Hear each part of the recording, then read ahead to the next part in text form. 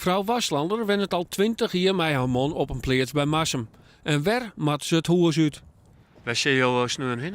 Ik weet er nog niks van. We kunnen overal heen. We zijn beide nog fit. We hebben een auto. Daar laat het ook net aan. Maar alleen nog het idee dat je altijd verdwijnen moet.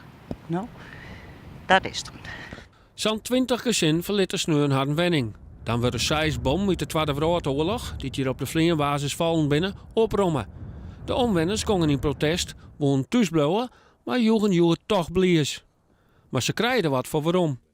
Dan moet je denken aan een aquazoo of een speelhuis.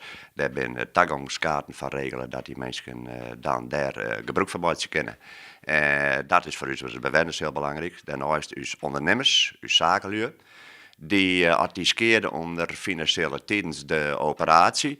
Dan is daar een voorziening in regelen en dan kunnen ze daar hun dingen op verrekenen.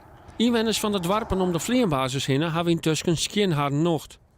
Ex-burgemeester van Maurik van mijn naam Radiel wil dat de ventje het bommenprobleem op de Louter vleenbasis oors aanpakt. Kind het net op een andere manier, kist net een wat groter gebied op voorhand, zei ze van wat zouden we dit in komen kennen. Kunnen we een aantal zaken ter plaatse onschadelijk maken zonder dat de mensen een huis uit hoeven. Hoe dan ook, in een striel van 1300 meter om de bom heen zal het sneun rustig blijven. Wij gaan sneun eerst geven we nou even een kalme zwaag. En dan geven we naar Dokkum, want dus Beppenzeder die maakt er niet in Dokkum. En dus dan geven we even heen te zien hoe het maakt. En daarna kunnen wij alweer nog naar Heerenveen gaan. Een heel programma. Een heel programma. Want dus andere Beppenzeder die maakt er rijden in T11. En dat is de bedoeling.